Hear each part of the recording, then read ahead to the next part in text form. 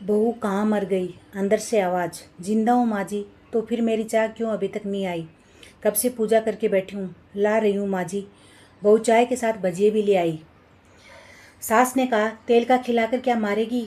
बहू ने कहा ठीक है माँ जी, ले जाती हूँ। सास ने कहा रहने दे, अब बना दिया तो खा लेती हूँ। सास ने भजिया उठाई और कहा कितनी गंदी भजिया बनाई है तुमने। बहू माँ जी ये मुझे कपड़े धोने हैं, मैं जाती हूँ। बहू दरवाजे के पास छिपकर खड़ी हो गई। सास भजिया पर टूट पड़ी और पूरी भजिया खत्म कर दी। बहू मुस्कुराई और काम पर लग गई। दोपहर के खाने का वक्त हुआ। सास ने फिर आवाज़ लगाई, कुछ खाने को मिलेगा? बहू ने आवाज़ नहीं दी। सास फिर चिल्लाई, भूखे मारोगी क्या? बहू आई सामने, खिचड़ी रख दी। सास गुस्से से, ये क्या है? मुझे इसे नहीं खाना, इसे ले जाओ। बहू ने कहा आपको डॉक्टर ने दिन में खिचड़ी खाने को कहा है, खाना तो पड़ेगा ही। सास मुंह बनाते हुए, हाँ तू मेरी माँ बन जा। बहू फिर मुस्कुराई और चली गई। आज इनके घर पूजा थी। बहू सुबह 4 बजे से उठ गई। पहले स्नान किया, फिर फूल लाई, माला बनाई, रसोई साफ की, पकवान और भोज बनाया। सुबह के 10 बज गए हैं। अब सास भी उठ चुकी थी। बहू अब पंडित जी के साथ भगवान के वस्त्र तैयार कर रही थी। आज ऑफिस की छुट्टी भी थी। ये उनके पति भी घर पर थे। पूजा शुरू हुई। सास चिल्लाती, बहू ये नहीं है, वो नहीं है। बहू दौड़ती दौड़ी आती और सब करती। अब दोपहर के 3 बज गए थे। आरती की तैयारी चल रही थी। पंडित जी ने सबको आरती के लिए बुलाया और सबके हाथों में थाली दी। जैसे ही बहू ने थाली पकड़ी, थाली हाथों से गिर गई। शायद भोज बनाते हुए बहू के हाथों में तेल लग गया था, जिसे वो पूछना भूल गई थी। सारे लोग तरह तरह की बातें करने लगे। कैसे बहू है, कुछ नहीं आता, एक काम भी ठीक से नहीं कर सकती, ना जाने कैसी बहू उठा लाई, एक आरती की थाली भी संभाल नहीं सकी। ये उनके पति भी गुस्सा हो गए, पर सास चुप रही, कुछ नहीं कहा, बस यही बोल के छोड़ दिया, सीख रही है, सब सीख जाएगी धीरे धीरे। अब सबको खाना परोसा जाने लगा। बहू दौड़ दौड़ कर खाना देती, फिर पानी लाती। करीब 70-80 लोग हो गए थे। इधर 2 नौकर और बहू अकेली, फिर भी सारा काम बहुत ही अच्छे तरीके से करती। और अब उसकी सास और कुछ आस पड़ोस के लोग खाने पर बैठे। बहू ने खाना परोसना शुरू किया। सबको खाना दे दिया गया। जैसे ही पहला निवाला सास ने कहा, तुमने नमक ठीक नहीं डाला क्या? एक काम ठीक से नहीं करती, पता नहीं मेरे बाद कैसे ये घर संभालेगी। आस पड़ोस वालों को तो जानते ही हो ना साहब, वो बस बहाना ढूंढते हैं नुक्स निकालने का। फिर वो सब शुरू हो गई, ऐसा खाना है, ऐसी बहू है, ये वो वगैरह वगैरह। दिन का खाना हो चुका था। अब बहू बर्तन साफ करने नौकरों के साथ लग गई। रात में जागृता का कार्यक्रम रखा गया था। बहू ने भी 1-2 गीत गाने के लिए स्टेज पर चढ़ी। सास जोर से चिल्लाई, मेरी नाक मत कटा देना, गाना नहीं आता तो मत गा, वापस आ जा। बहू मुस्कुराई और गाने लगी। सब ने उसके गाने की तारीफ की, पर सास मुंह फुलाते हुए बोली, इससे अच्छा तो मैं गाती थी जवानी में, तुझे तो कुछ नहीं आता। बहू मुस्कुराई और चली गई। अब रात का खाना खिलाया जा रहा था। उसके पति के ऑफिस के दोस्त साइड में ड्रिंक करने लगे। उसका पति चिल्लाता, थोड़ी बर्फ लाओ, तो सास चिल्लाती है, दाल नहीं है, फिर चिल्लाता, कोल्ड ड्रिंक नहीं है, पापड़ ले आओ।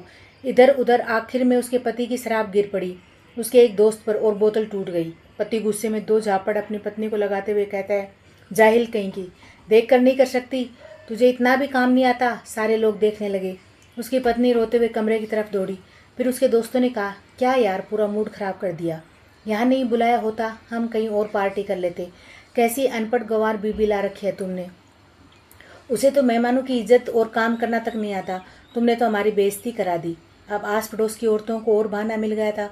वो कहने लगी, देखो क्या कर रही तुम्हारी बहू ने, कोई काम की नहीं है। मैं तो कहती हूँ अपने बेटे की दूसरी शादी करा दो, छुटकारा पाओ इस गंवार से। सास उठी और अपने बेटे के पास जाकर उसे थप्पड़ मारा और कहा, अरे नालायक, तुमने मेरी बहू को मारा, तेरी हिम्मत कैसे हुई, तेरी टांग तोड़ दूंगी।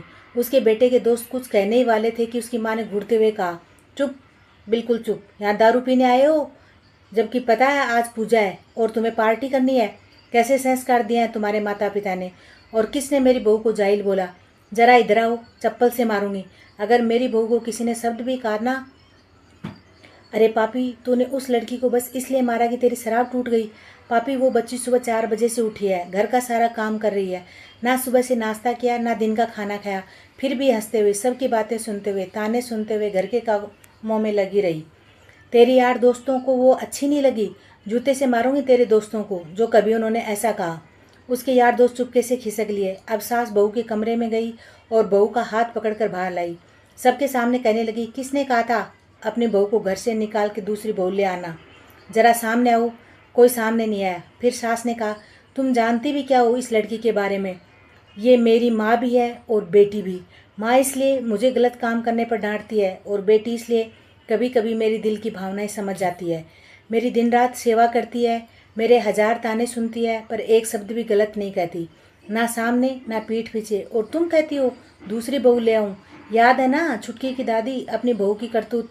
सास ने गुस्से से पड़ोस की महिला को कहा, अभी पिछले हफ्ते ही तुम्हें मियाँ बीबी भूखे छोड़ घूमने चले गए थे।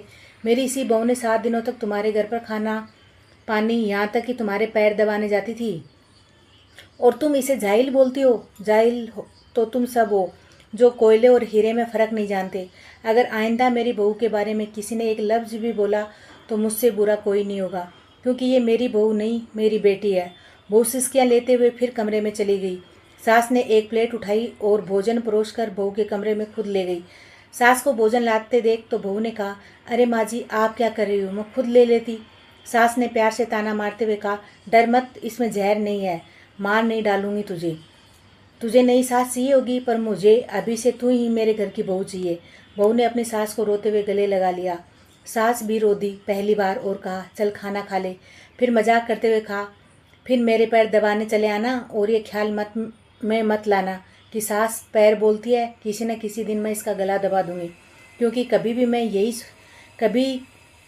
मैं भी यही सोचती थी। दोनों खूब हंसने लगी। कुछ रिश्ते बहुत मीठे होते हैं, कुछ बस बातें कड़वी होती हैं।